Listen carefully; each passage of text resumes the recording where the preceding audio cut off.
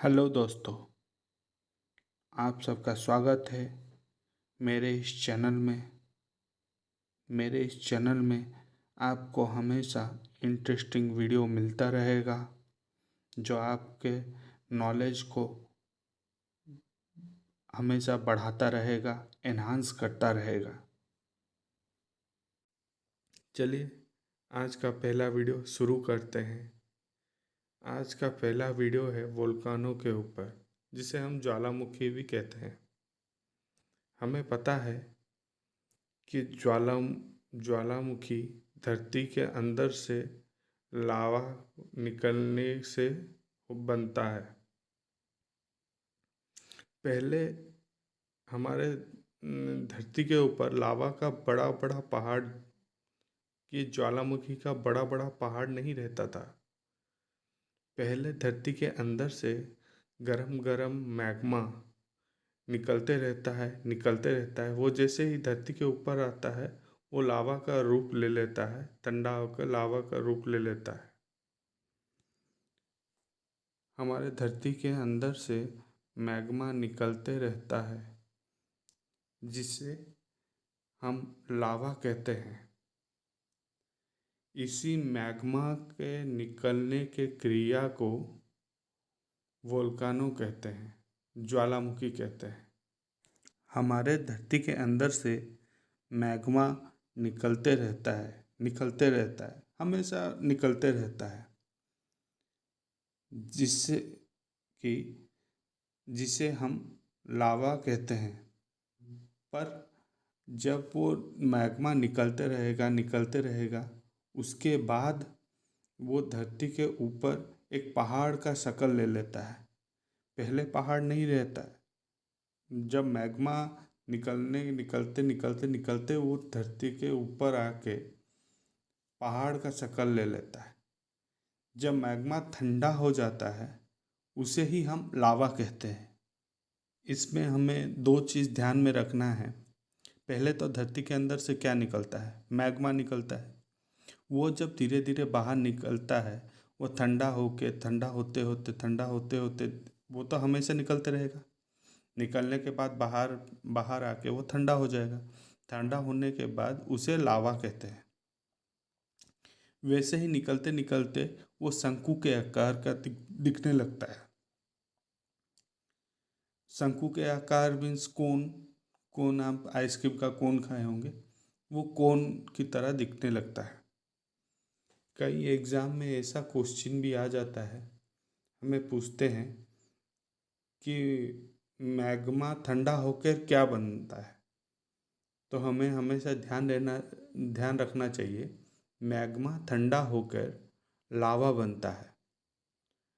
तो लावे से क्या निकलता है? हमारे पास लावे से क्या निकलता है? तो याद रखिएगा, लावे से इग्नियस रॉक मतलब आग्नेय चट्टान बनते हैं। ये हमें ध्यान रखना होगा। एग्ज़ाम में हमेशा पूछते रहता है कि लावा निकलते ही लावा लावा से हमें कौन सा प्रकार का पत्थर मिलता है। तो इससे याद रखिएगा, इग्नियस रॉक हमें लावा से मिलता है। और हमें याद रखना होगा कि लावा हमेशा धरती पे ही गिरेगा, इसका कोई गारंटी नहीं है। पानी में भी गिर सकता है, या फिर लावा चने की तरह या फिर बबल्स की तरह बुड़ बुड़ होके भी निकल सकता है वहाँ से।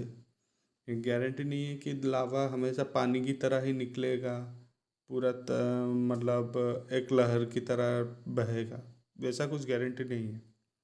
वो पानी की तरह भी निकल सकता है, या फिर चने की तरह, जैसे पानी गर्म होता है, बॉइल्ड होता है, तो उस तरह भी वो निकल सकता है। और लावा कभी कभी कभी पानी के ऊपर भी जाके गिरता है। निकलने के बाद, मैग्मा निकलने के बाद पानी के ऊपर भी गिरता है, समुद्र में जाके मिलता है। तो उस उस क्रिया को हम क्या कहेंगे? उस पानी में जो जाके गिरता है उसको हम क्या कहेंगे? लावा का शेप वो किस जगह पे गिर रहा है उससे निर्धारित होता है। जैसे कि आप ये सोचिए कि लावा अगर पानी में गिरा तो उसको क्या बोलते हैं? उसे लावा अगर पानी में गिरता है तो उसे हम लोग टफ कहते हैं। टफ मीन्स कठिन, पानी में चलना तो मुश्किल है, तो उस हिसाब से हम लोग याद रखेंगे टफ। जब मैग्मा जमीन में गिरा तो वो लावा, जब मैग्मा पानी में गिरा तो उसे टफ कहते हैं। वो मैग्मा कहाँ पे गिरता है उससे उसका शेप निर्धारित होता है। जैसे कि अगर ज़मीन में गिरा तो उसे लावा बोलेंगे, अगर मैग्मा पानी में गिरा तो उसे टफ बोलेंगे। कि वही मैग्मा कि चने के आकृति के जैसा छोटा छोटा हो गया तो उसे हम क्या कहेंगे? स्कोरिया। क्या कहेंगे? स्कोरिया। चलिए फिर से शुरू करते हैं। अगर मैग्मा धरती पे गिरा, मिट्टी पे गिरा तो उसे लावा कहेंगे। अगर वही मैग्मा समुंदर में गिरा तो उसे टफ कहेंगे। अगर वो मैग्मा चने की तरह छोटा छोटा होकर निकलता है तो उसे हम स्कोरिया कहेंगे। हमें ये पता चल गया कि ज्वालामुखी के पहाड़ को हम वोल्केनिक कोन कहते हैं। जैसे ही मैग्मा निकलते रहता है उसे वोल्केनिक कोन कहते हैं। अगर मैग्मा जाके पानी में गिरा तो उसे टफ बोलेंगे। अगर मैग्मा चने की आकृति के जैसा निकला तो उसे स्कोरिया बोलेंगे। अगर मैग्मा धरती पे गिरा तो उसे लावा बोलेंगे। हमें ये तो पता चल गया कि मैग्मा मेंटल से निकलता है, पर हमें ये पता नहीं है कि मैग्मा मेंटल से कहाँ से निकलता है। मैग्मा मेंटल से एस्थोनोस्फेयर से निकलता है। कहाँ से? मैग्मा मेंटल के एस्थोनोस्फेयर से निकलता है। जब भी आपको पूछा जाएगा कि मैग्मा कहाँ से निकलता है तो आप ये लिख सकते हैं एस्थोनोस्फेयर में मेंटल से मैग्मा निकलता है। मैग्मा जब बाहर निकलता है, इस पिक्चर में आप देख सकते हैं मैग्मा जैसे बाहर निकला, उस बाहर निकलने के मार्ग को, रास्ते को क्या कहते हैं? उसे रास्ते को हम लोग वेंट कहेंगे। जहाँ से मैग्मा बाहर निकलेगा उस रास्ते को हम लोग वेंट कहेंगे। जब ये मैग्मा निकलने का रास्ता थोड़ा बड़ा हो जाता है तो उसे हम क्रेटर कहते हैं। क्या कहते हैं? क्रेटर।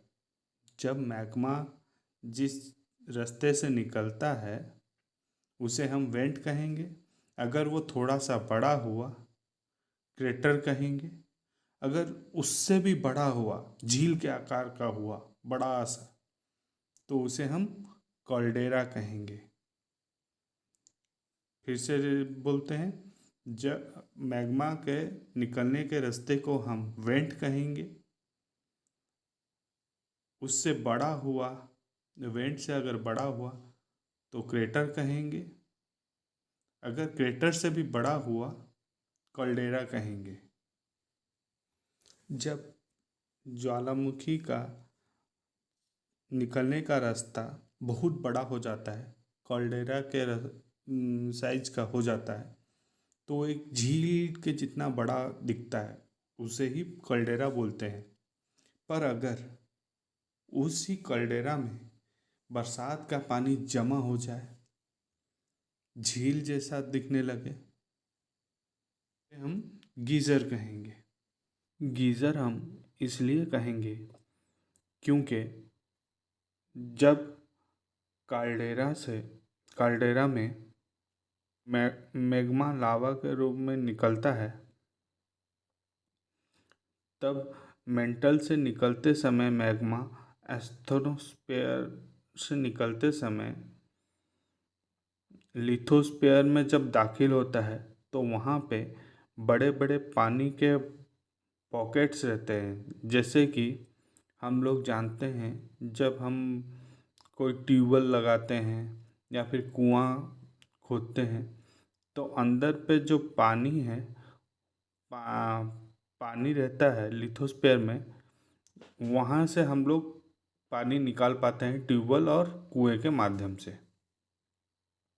वैसे ही जब मैग्मा अंदर से निकलता है तब लिथोस्फेयर के रास्ते से निकलने के बाद वो लिथोस्फेयर में जो पानी रहता है उसको अत्यधिक गर्म करके बाहर फवारे के रूप में फेंकता है। जो फवारा इतना गर्म है कि हमारे घर में जब हम लोग पानी गर्म करते हैं उससे भी कहीं अधिक तापमान में वो रहता है। कम से कम 100 डिग्री सेल्सियस या फिर 212 फ़ारेनहाइट तक रहता है। उसी को हम लोग गीज़र कहेंगे। जैसे कि अलास्का में, अमेरिका के अलास्का में होता है।